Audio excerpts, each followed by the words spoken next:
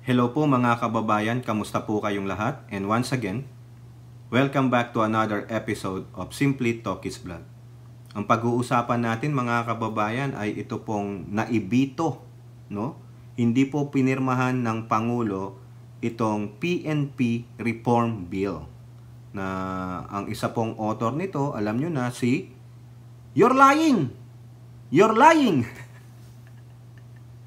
No, babasahin po natin yung statement coming from Executive Secretary Lucas Bersamin. Bakit po ibinito o hindi pinirmahan ng Pangulo itong bill na ito? No? At ngayon, ano po ang masasabi diyan ng PNP? Ano po ang masasabi ni Senator Lying? Oy, Senator Bato kasi ikaw lying sabi mo eh. Kay yung sino yon, yung isang dating pulis, no? You're lying. You're lying. Sabi ko authentic kasi may butas. Siguro, hindi naman siguro mapipikon si Mr. Ajax, no? Tapos, ano rin po ang sabi ng isang congressman tungkol diyan sa bill na yan? Magkaiba po eh. No? Itong dalawang mambabatas na ito, iba ang kanilang attitude sa pagkakabito ng bill na ito, no? Makikita mo talaga dito kung sino yung talagang very optimistic, very pessimistic, and open sa changes. Yun po yun. 'Di ba? Siguro iniisip nila kaya nabito because there are something that needs to be fixed more para walang yung bang ibig sabihin natin 99% pulido. May ukad man, may butas man, 1% madaling tapalan. Hindi yung minadali mo yung bill and there you're hoping that the president will sign it without reviewing that bill. Yung pala kalaunan disadvantage doon sa para sa mga ginawan mo nung batas na yun. Di po ba? Tama, mali. Ito, tignan nyo I-assess nyo yung attitude nitong mga taong ito. Pero bago po tayo magpatuloy, tayo po ay magbibigay pugay at pasalamat sa lahat ng ating channel members, followers, subscribers, nagla-like at nagsishare ng ating mga videos, sa mga nagsishare ng kanilang blessings, no? The likes of Super Thanks, Super Chat, Super Stickers, si Ate Beth M, si Ate Wana Beth, si Carclea, si Ilocana Kana, at doon pa po sa iba na nagsishare ng kanilang blessings from time to time, no? Malaking tulong po kayo sa ating channel, no? At ganun din po sa mga channel members na patuloy lang na nagre-renew ng kanilang membership. Maraming salamat din po sa inyo. At ganun din sa mga katuwang natin sa ating chat box dyan po sa video premiere at sa ating mga live stream. Nagla-live stream po tayo kasi summer break po dito, no? Hanggang August 18 sila. August 19, balikan na yan, no? Yan po yung first day of school. Minimum day po yan. Minimum day mean half day lang sila. Uwian yan alas 12, no? So, mag-shout out tayo kay Elora, kay Tita Aurora na mukhang Tita Aurora, mukhang punong-puno na yata yung ating baboy dyan, Baka lalong tumapaba yung ating baboy, Tita Aurora. Baka paldong-paldo ka na dyan.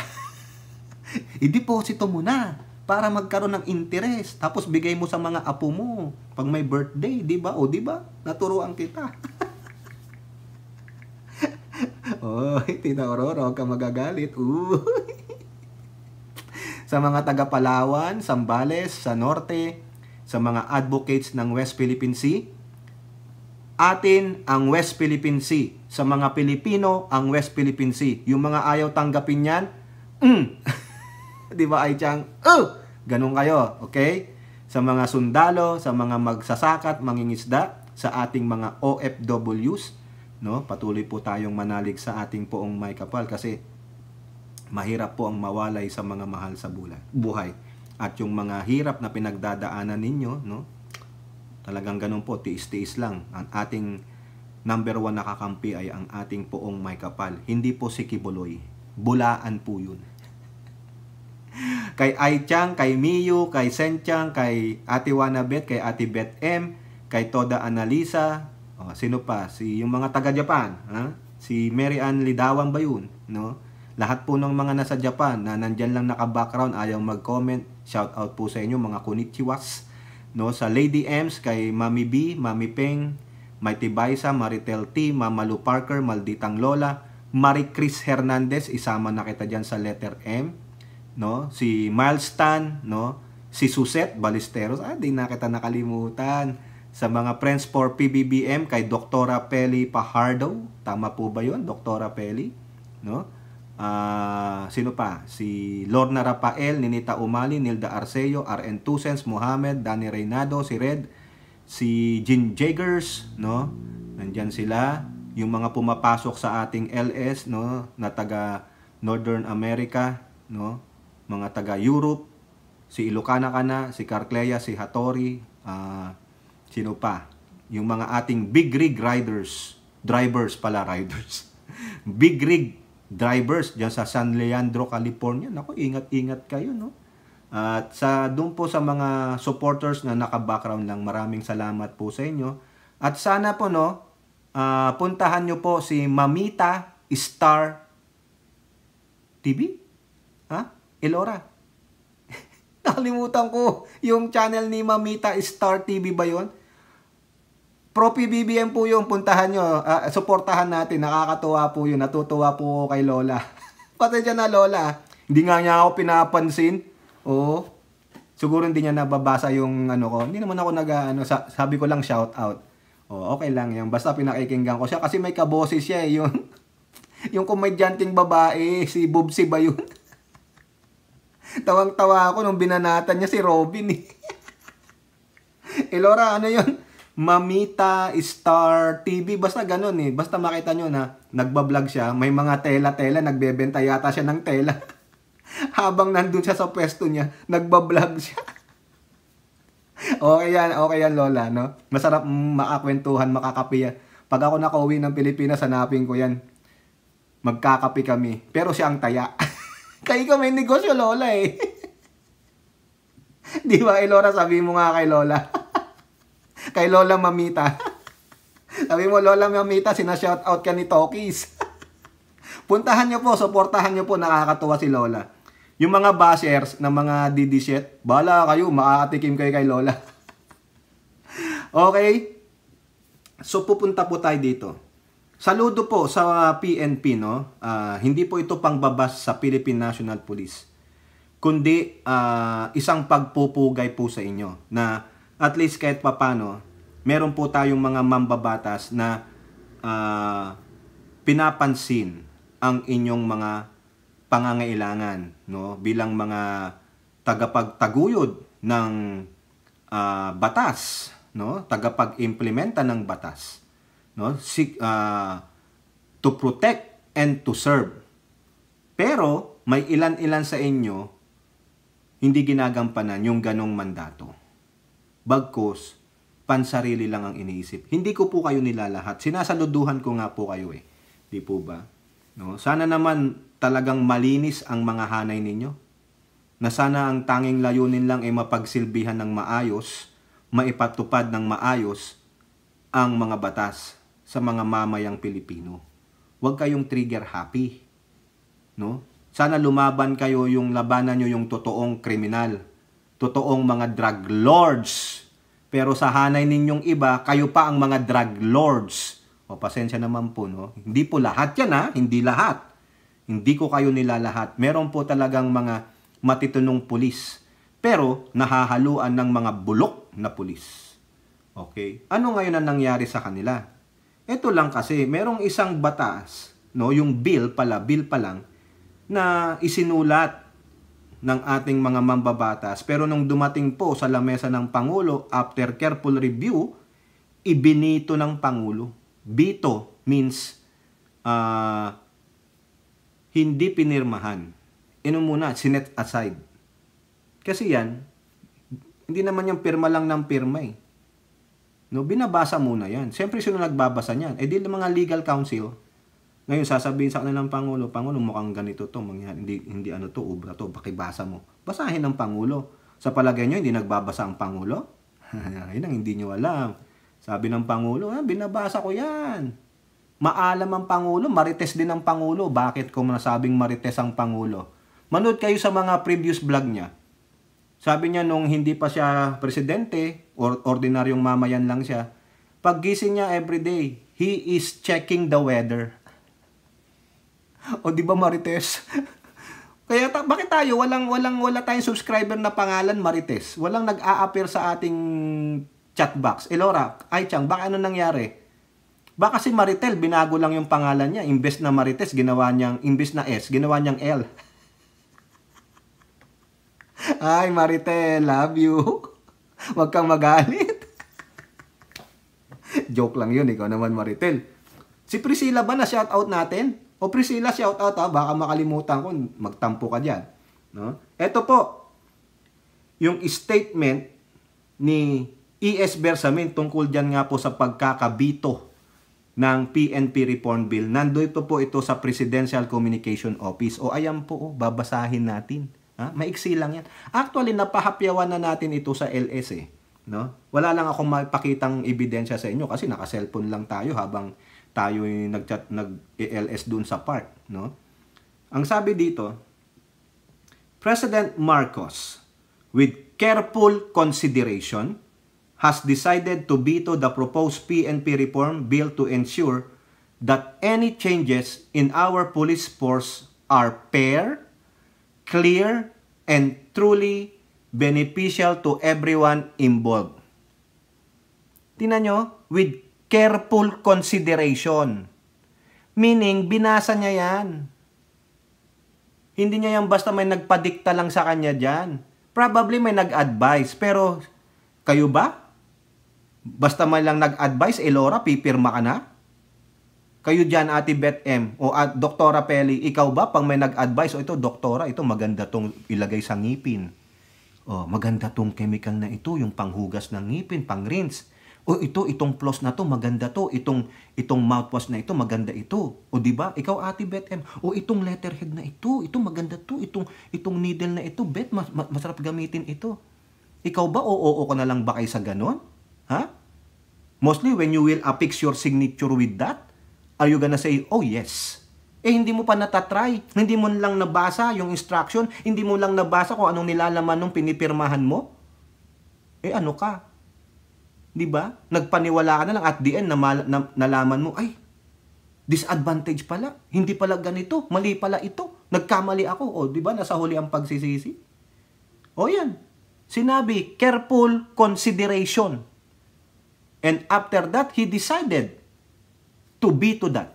Pag-aralan maigi para at the end, everybody will be happy. The bill will give the PNP a fair and clear and truly beneficial to them. Yun yung sabi diyan Ito pa, the bill enable changes to police salaries that could cause unfair disparities among officers. Disparities. Kumbaga, malaki ang diferensya ng sahod ng isang police officer na ito. Kumbaga dito, sabi na lang natin, nasa grade level ka 10, tapos ikaw 9. Ang laki ng diferensya? Hindi pwede. Paano pag seniority lang? Pareho kayong nasa GS level 9, pero senior ako. Magkano ang ko? Disparities Diba? Yung diferensya niyan. Kaya sabi, baka magkukos ng unfair disparities sa mga opisyal. Di siyempre, ang mahirap niya pag dito nga, kwento ko lang sa inyo. Dito, hindi mo pwedeng i-divulge o sabihin yung per hora mo o yung sinasahod mo kasi, halimbawa lang, pareho lang tayo ng posisyon. Bakit ikaw mas malaki ka ng $1 kaysa sa akin? Magre-reklamo yun. Magre-reklamo yun sa boss tapos pupunta ng HR. Kaya nga ang HR, hindi nagbibigay yan ng lalo na sa payroll, hindi nagbibigay ng information ng per hora o rate ng mga empleyado dito, no? Unless there's a court order. Dito no. Kasi iniingatan nga yung awayan, yung inggitan, alam niyo naman ang mga Pinoy, di ba?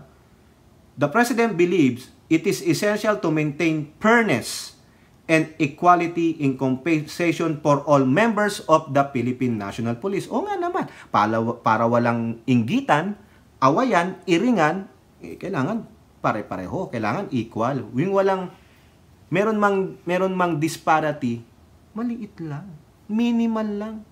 Carry na yan, sabi nga nila, di ba? Okay na yan, carry na yan. Nagagamit na natin yun, ay tiyang. Additionally, the bill creates new offices within the PNP. Yun. Which could lead to unnecessary bureaucracy and efficiency. Ini-stream, tulad na sabi ko kanina sa LS, ini-streamline, tapos magdadagdag kayo ng another office. Kung yung opisina nyo redundant lang, di magdadagdag pa kayo ng mga tao, baka mag-hire kayo ng isang mga civilian. Di dadami gastos. Di ba? Our administration goal is to streamline operations. Di ba? Tama yung sinasabi ko kanina. Not complicate them. Furthermore, adding more liaison, ito, si Mixpar ito, layas yun eh. Adding more liaison, ano ba yan? More liaison offices could pose security risks. The current structure already provides robust oversight and coordination. Nga naman, no? It is also crucial that the Internal Affairs Services responsible for investigating police misconduct remains independent and impartial. The proposed changes could compromise this vital independence. Correct. Moreover, some parts of the bills are unclear, particularly regarding retroactive benefits for officers. The bill should avoid any confusion and ensure consistent application of rules. The President and our administration are steadfast in our commitment to supporting the PNP and ensuring that any reforms are both fair and effective. The administration continues to work closely with Congress to develop better legislation that strengthens our police force without causing any negative side effects. We continue to strive to improve our country's police force in the best way possible. Ayun po yung sabi ni E.S. Bersamin through yung advice ng ating Pangulo. Diba? So, ano po ang masasabi dyan ng PNP? Unahin muna natin yung mga affected. May tumawag po eh.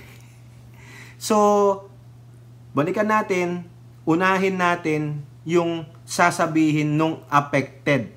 Sino ba affected? Di yung mga kapulisan. Sabi po sa Inquirer.net, PNP backs Marcos veto of restructuring bill. Sinusuportahan po nila yung veto pa ng Pangulo. Umuoo sila. So saludo po mga sir, no? Hindi sila nagreklamo kasi siguro alam din nila para mas maganda, ma-streamline, baka mas maganda pa yung may maganda pang maipopropose kung kinakailangang i-revise yung bill. Tama. Magandang attitude, di ba? Hindi sila nagrereklamo, ay, sayang, ganito. Walang ganun. Di ba? Ang ganda ng attitude ng ating kapulisan. Saludo po, sir. No? The Philippine National Police is supporting the decision of President Marcos to veto the bill for the institution's reorganization. Sabi po ito ni PNP spokesperson Colonel Jim Fajardo, the police force understands the President's concerns about maintaining fairness and equality. Kasi yun po yung nasusulat doon na sinasabi ni E.S. Bersamin. In compensation for all officers, as well as avoiding unnecessary bureaucracy and potential security risk. Ang galing naman. Tama naman, no? Ang galing ng even though, siyempre, in-appoint si Marbil, pero at least, sabi siguro nila, tingnan natin, baka maiayos pa. Let's give more time. Kasi pag minadali, di ba pag minamadali, sabi natin, cramming ka, hindi mo naaayos maigi. Yan. The PNP supports the decision of President Ferdinand Marcos to veto the proposed PNP reform bill. Ayan pa ang dagdag ni spokesperson Fajardo. Di ang ganda. Ang ganda attitude, di ba? Ito pa sabi ni Fajardo. Fajardo said they will work with Congress to make sure that future proposal will not result in unfavorable effects on existing policies. We assure the public and the administration that the PNP will carefully consider the President's observation. The PNP is committed to working closely with the administration ng Congress to develop better legislation that strengthen the police force without any unintended drawbacks. O yun, correct. 'Di ba? Ang galing ng attitude, no? Ibig ba sabihin nagsisip-sip ba diyan dahil itinalaga si Marvel? I don't think so. It is the consensus of mostly of the officers. Tingnan natin. Tama yung sinasabi nila through spokesperson Jim Fajardo. 'Di ba? Makipag-usap kayo. Ano ba talaga yung needs? Immediate needs muna and then followed by future needs. Ganon. Yung immediate needs, ano ang immediate na pangangailangan para sa ating mga kapulisan? Ha? Based on their welfare? Ha? Yung kanilang mga kagamitan? Yung kanilang insurance? Yung kanilang mga para sa pamilya? Yun po yun. Sa akin lang, opinion. Kasi hindi ko pa naman nababasa yung bill na yan. Di ba? Oh. Now, eto na. Sa Senado, yung isa sa mga author. Alam nyo na kung sino yan. Di ba? Si, you're lying. Tokis, you're lying. You're lying. Ano pong pinasinungalingan ko, Senator? Sige nga. Sinabi ko bang hindi binito? Oh. Paano nasabing I'm lying, Mr. Senator?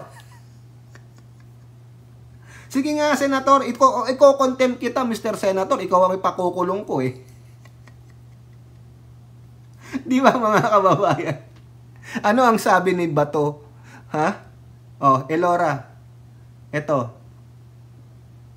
Nasayang ang pagod at hirap. Bato laments Marcos veto on PNP reform bill. O, sabi ko sa inyo kanina, di ba sa simula?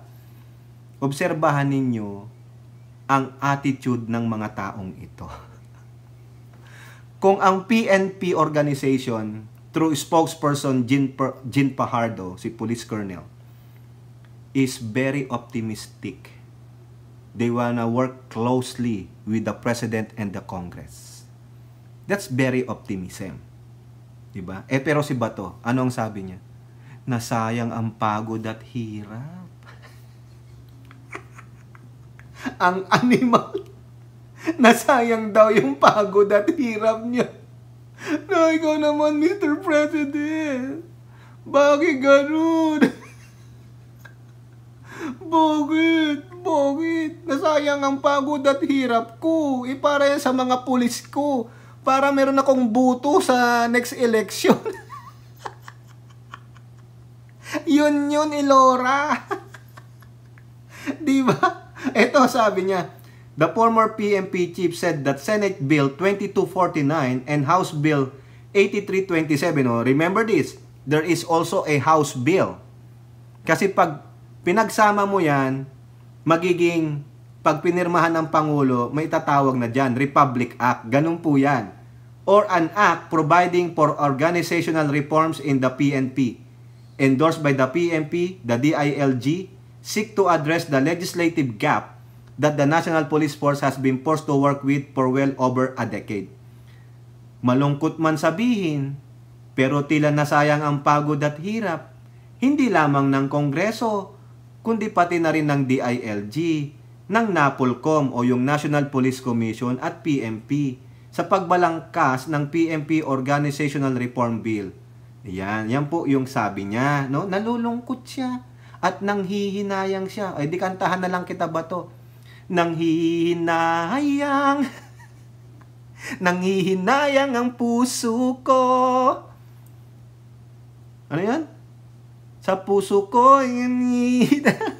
at aywan ko, nakalimutan ko na mga kababayan yung kawin. Louis Heredia yata yun. Nanghihinayang. Diba? O pakinggan mo yung Elora. Bagay yun dun sa ex mo. Yung sa ex mo, no? Nandyan lang si ex. Diba? Ano, ex-con?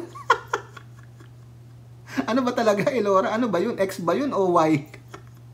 Hindi, Z. XYZ. Ano, zombie? Ano eh? Ewan ko sa'yo, Elora. Ewan ko sa'yo. Okay. He mentioned that their partner agencies as well as his colleagues in Congress acknowledge the urgency of its passage.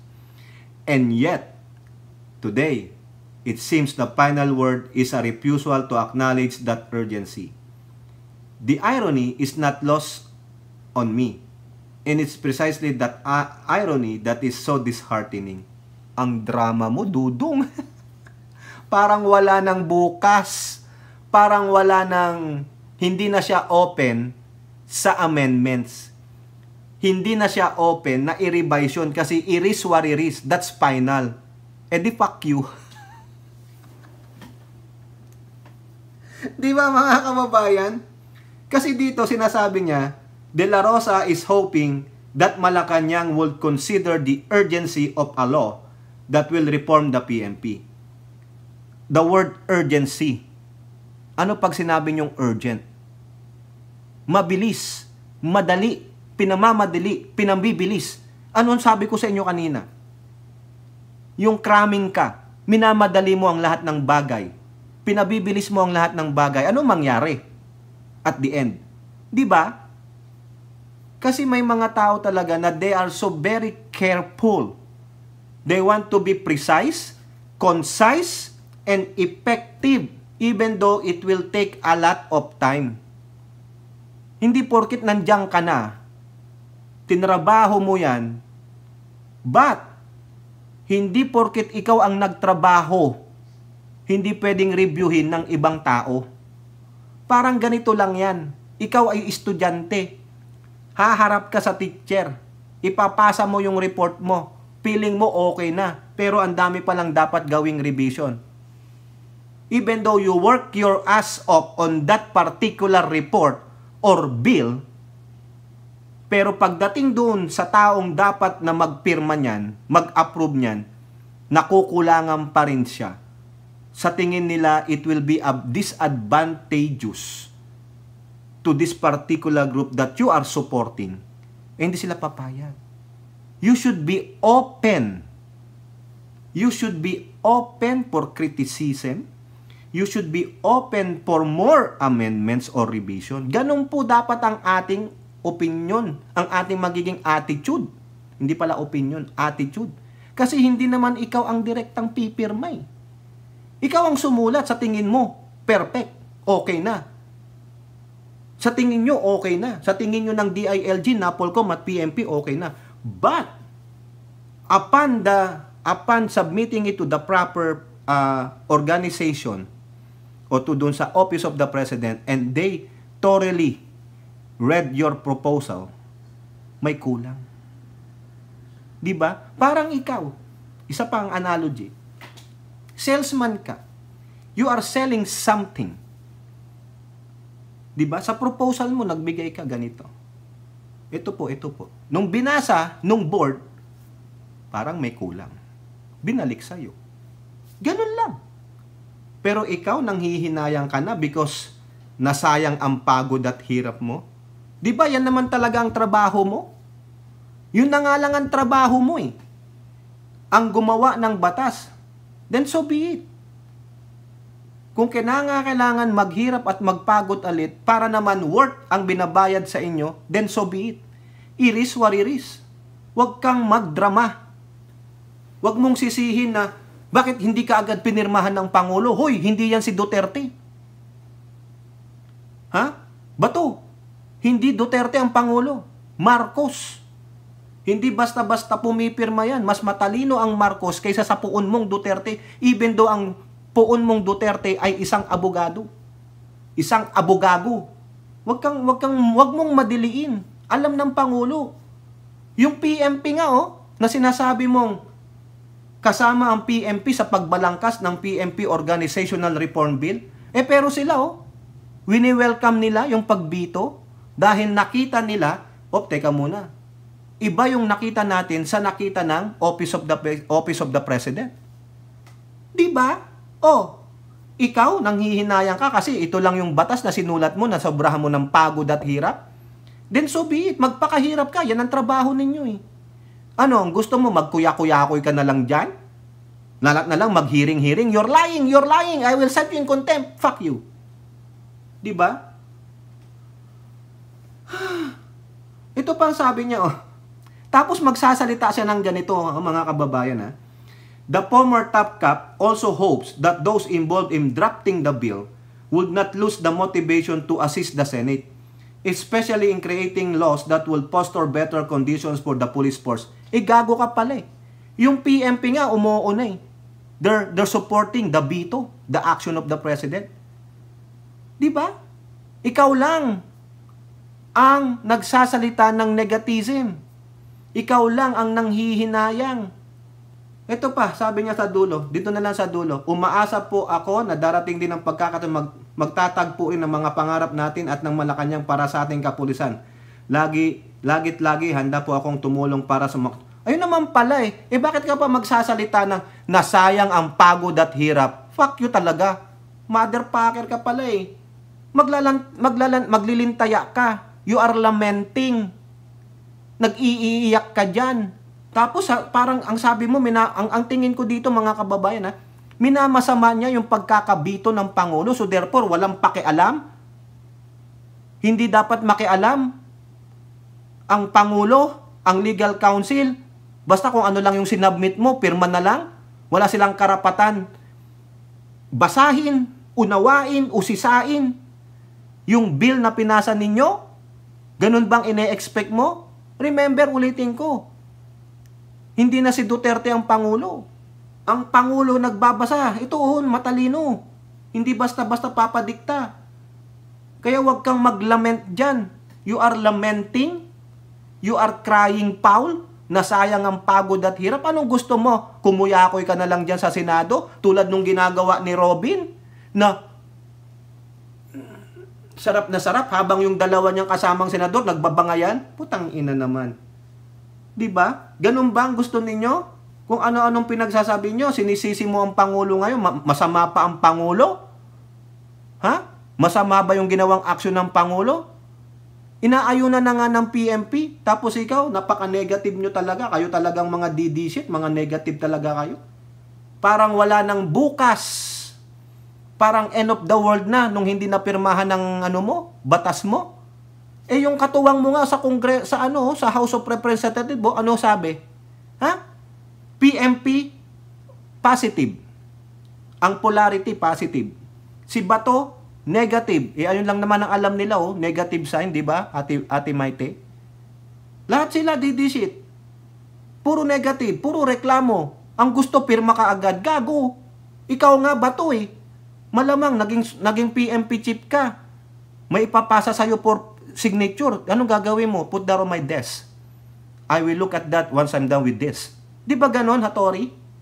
Hindi lahat ng ipinasa sa iyo for signature, you just sign it. You just affix your signature on it. If there is a book of that paper, you have to read on it from cover to cover kasi hindi mo alam kung ano nilalaman nun. Kung may na-miss ka, inapix mo ang signature mo. And then, paano mo babawiin yun? Di ba? Ano, laban bawi? Mag-iio na naman ng Pangulo? Gagawa na naman ng executive order just to say, hey, what? Yung ganitong section dito sa batas na ito ay merong addendum. Di ba? May babaguhin tayo. The another waste of time. Di ba? Why not waste more time, put more time on that para at least yung lalabas na bill is 99% na. Since nothing is perfect. Di ba? It's always open for correction, for amendments, for revision. Pero yun sa'yo, gusto mo kaagad Salpak mo na. Magkaibigan naman tayo, magkumpare tayo, pre. Daanin na lang natin sa mabuting usapan, pre. Hindi ganun, tingnan nyo. Itong isang attitude na naman ng isang congressman.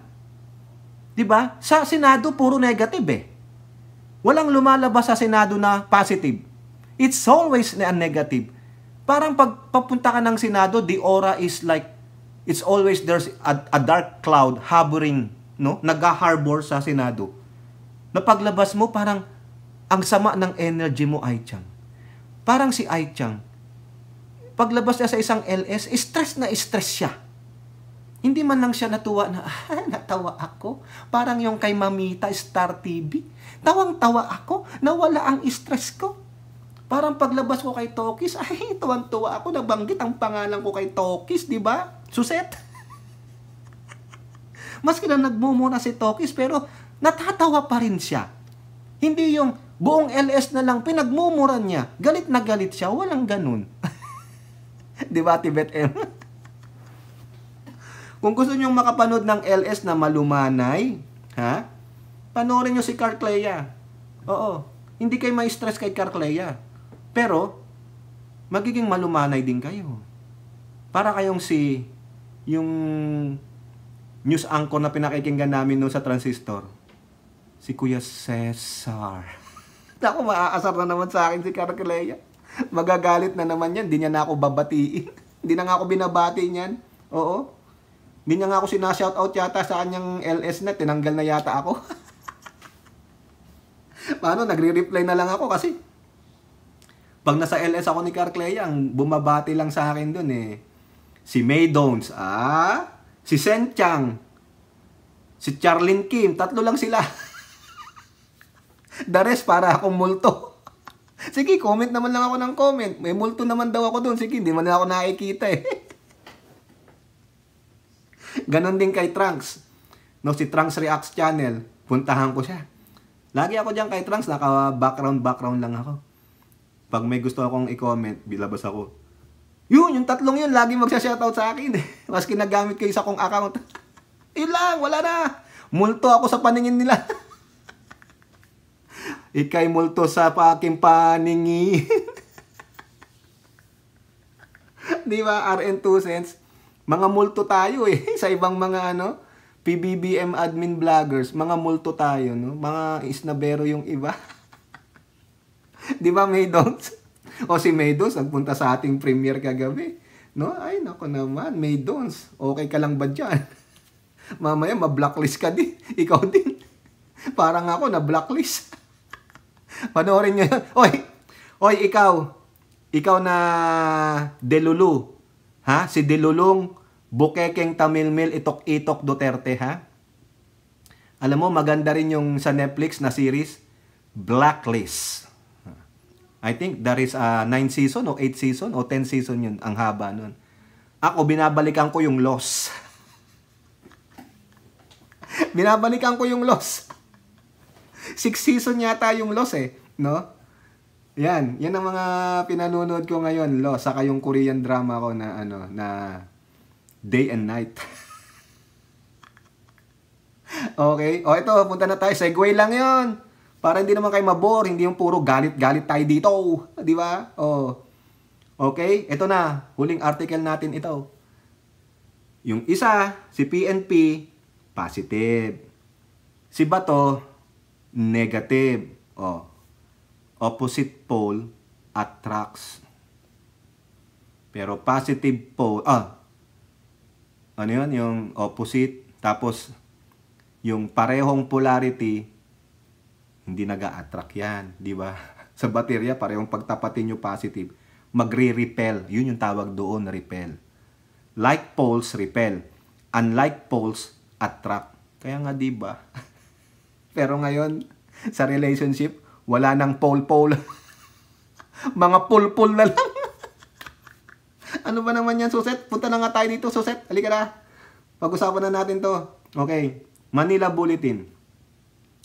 Nothing lost yet. Tingnan mo. Ang gandang attitude. Wala naman nawala. Sabi ng isang mambabatas na ito, House ready to act on vetoed provisions of PMP Reform Bill. Says Fernandez.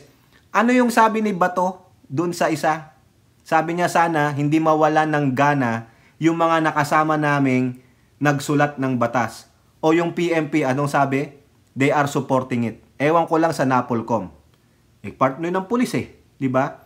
Ito, yung House Bill version, anong sabi ni Dan Fernandez?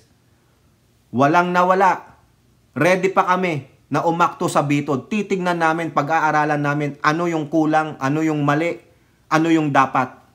Ganon! Si Bato, nasayang ang hirap at pagod. Putang ina, nakita nyo? Kaya nga sabi ko sa inyo kayo sa simula Pansinin nyo yung attitude nitong mga taong ito. Who has the negativity and who has the positivity. Diba? Kita nyo? Yung DD shit na yun, si Bato. negative palagi. Kasi balak nila talagang tirahin ng Pangulo. 'Di ba? Instead na maging positive ka, 'di ba? O ito, sabi dito ni Dan Fernandez, nothing lost yet. We will act accordingly with the provisions vetoed by the President. Correct. Fernandez chairs the House Committee on Public Order and Safety, the panel in the lower chamber where the proposed measure was referred to and was then evaluated and debated by the House member. Ayan. Last year, the House approved House Bill number 8327 which sought to amend certain sections in Republic Act number 6975 or the Department of Interior and Local Government Act of 1990 and Republic Act number 8551 or the Philippine National Police Reform and Reorganization Act of 1998. In a message to Congress Thursday, President Marcos said he vetoed the 8327 and its counterpart Senate Bill 2449. Ayan. Diba? The power to veto a measure is within the power of the President and I have read the reasons for such action. On the other hand, the power to override it by Congress lies within our mandate. He added, yun naman pala eh. Diba? Bakit nanghihinayang si Bato sa oras at pagod? Dude, you have a lot of time. Instead of you doing hearing on nonsense hearing, focus on this. Para bago ka umalis ng Senado, meron kang legasiyang iniwan. Di ba?